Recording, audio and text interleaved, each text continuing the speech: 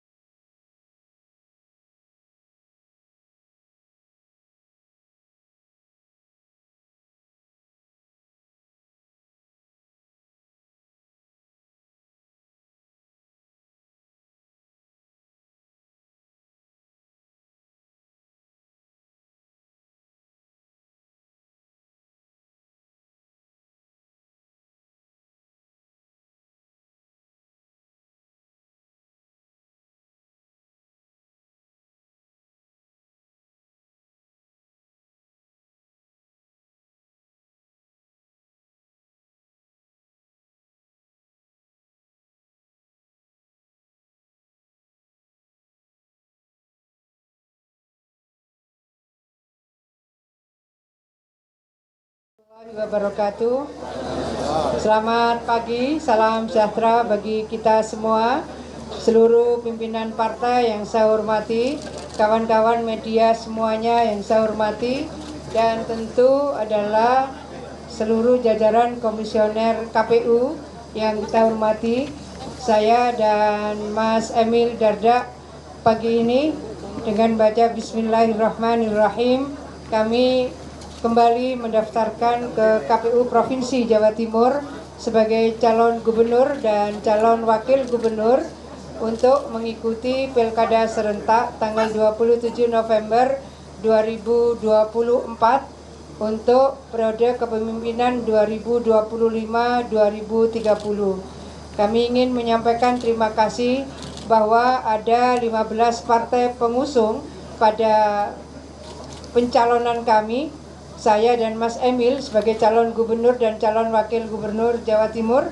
Pertama adalah terima kasih Partai Gerindra, kedua terima kasih Partai Golkar, tiga terima kasih Partai Demokrat, empat terima kasih Partai Nasdem, lima terima kasih Partai Amanat Nasional, enam terima kasih Partai Keadilan Sejahtera, tujuh terima kasih Partai Persatuan Pembangunan, delapan terima kasih Partai Solidaritas Indonesia, ke-9 terima kasih Partai Perindo, ke-10 terima kasih Partai Gelora, ke-11 terima kasih Partai Buruh, ke-12 terima kasih Partai Bulan Bintang, ke-13 terima kasih Partai Garuda, ke-14 terima kasih PKN, dan yang ke-15 meskipun ini tidak lolos verifikasi pada pemilu tetapi Partai Prima juga mengusung kami.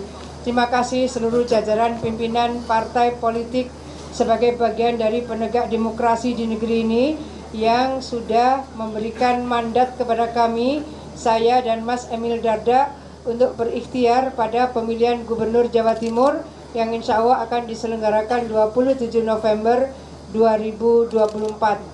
Tentu terima kasih juga kepada semua elemen yang sudah memberikan dukungan, support, doa kepada kami, baik pada perjalanan 5 tahun yang lalu maupun pada proses pendaftaran kami, tokoh agama, tokoh masyarakat, tokoh pemuda, tokoh profesional, tokoh buruh, juga tokoh dari HKTI, dan tokoh nelayan semuanya, pelaku-pelaku UMKM, pelaku usaha, semua elemen perguruan tinggi juga. Terima kasih kami sampaikan bahwa saya dan Mas Emil telah menyampaikan visi misi melalui silon, dan tadi kami juga menandatangani visi misi itu disaksikan oleh Ketua KPU Provinsi Jawa Timur.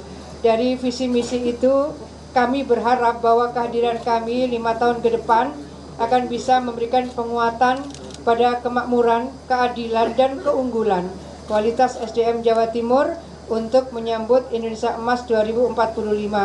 Kemudian kita breakdown di dalam 9 misi yang kita namakan Nawabakti Satya 2. Nawabakti Satya pertama adalah periode pertama kami, Nawabakti Satya 2, ini bagian dari doa, mudah-mudahan Allah ijabah kami masuk pada periode kedua kepemimpinan di Provinsi Jawa Timur. Dan ada 9 program yang kita ingin baktikan untuk memuliakan masyarakat Jawa Timur. Ada perbedaan di dalam fokus. Kalau dulu di Tistas itu cerdas, berkualitas dan sehat berkualitas. Sekarang untuk fokus pada peningkatan kualitas SDM, maka Jatim cerdas dan Jatim sehat kita pisahkan. Nah, kemudian ada yang kita gabung, Jatim berkah dan Jatim amanah, kita gabung menjadi Jatim berkah amanah. Kemudian yang terkait dengan keberagaman di negeri ini, terutama di Jawa Timur, saya sering menyebut Jawa Timur adalah center of gravity. Kalau Jawa Timur adalah center of gravity, maka apa yang terjadi di Jawa Timur memberikan resonansi ke seluruh negeri ini. Oleh karena itu, di Jawa Timur ini harus terbangun harmonious partnership. Ada Jatim Harmoni. Dan kemudian bagaimana kita memberikan support pada daya dukung alam, daya dukung lingkungan, maka kami di dalam visi misi itu kita breakdown pada Jatim Lestari. Kami ingin menyampaikan bahwa 5 tahun yang lalu, periode kepemimpinan Khofifah Emil, di Pulau Jawa ini mangrove terbanyak, dan kami baru mendapatkan apresiasi dari Menteri Kehutanan kira-kira baru 10 hari yang lalu bahwa mangrove di Jawa Timur ini terluas di antara seluruh provinsi di Jawa. 50% mangrove di Jawa ada di Jawa Timur. Kenapa ini kami sampaikan pada pagi hari ini? Karena sering kali kita berbicara net zero emission. Bagaimana kemudian net zero emission 2060 bisa kita wujudkan tanpa ada perimbangan daya dukung alam, daya dukung lingkungan.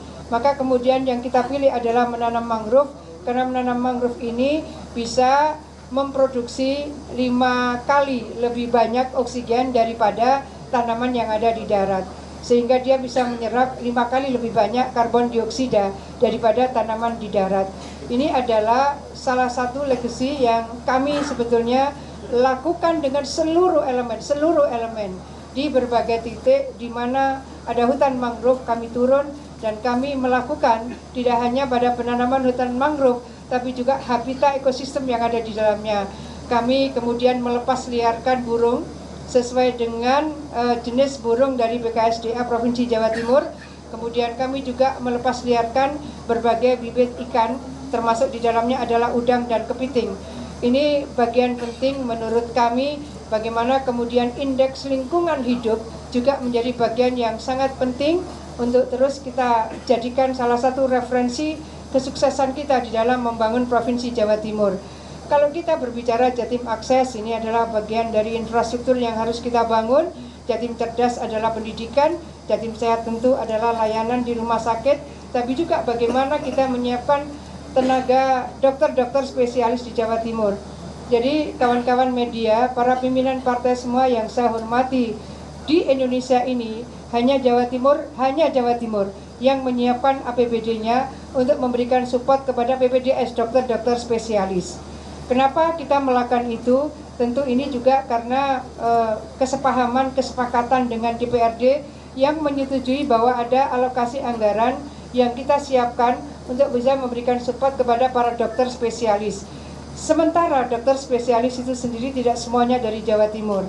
Kami ingin menyampaikan bahwa itulah bagian yang kami dedikasikan untuk negeri ini, bahwa layanan kesehatan tidak hanya dibutuhkan kualitasnya, tapi juga pemerataannya. Dan kami menjadi bagian yang insya Allah turut berkontribut di dalam penyiapan dokter-dokter spesialis yang insya Allah bisa memberikan penguatan kualitas sekaligus pemerataan layanan kesehatan di negeri ini. Di bidang pendidikan, saya rasa kembali kami ingin menyampaikan bahwa kemajuan infrastruktur di Jawa Timur ini per Mei 2024 sudah tercapai 35%, sementara target nasional di 2045 adalah 30%. Jadi kita sangat jauh melampaui dari target nasional untuk pembangunan infrastruktur. Oleh karena itu, industri manufaktur. Oleh karena itu, kemudian kami harus menggandeng perguruan tinggi strategis di dunia untuk bisa mencangkok SDM yang dibutuhkan untuk memberseiringi industri manufaktur yang bisa kita capai bersama-sama. Ini adalah bagian yang saya sebut super team. Tidak ada kesuksesan yang dicapai oleh pribadi atau oleh berdua, tetapi bahwa itu bisa kita capai karena ada super team. Seluruh elemen strategis bersama-sama bergerak. Kalangan pengusaha, investor bergerak, kalangan akademisi bergerak, masyarakat buruh bergerak, tokoh-tokoh masyarakat, tokoh agama bergerak. Dan hari ini kami bergerak dengan support 15 partai pengusung, tentu menjadi bagian kekuatan yang insya Allah bisa menggerakkan pilar demokrasi lebih strategis dan lebih substantif lagi untuk membangun Jawa Timur yang makin maju, berkemakmuran, berkeadilan, dan berkeunggulan. Terima kasih semuanya. Assalamualaikum warahmatullahi wabarakatuh.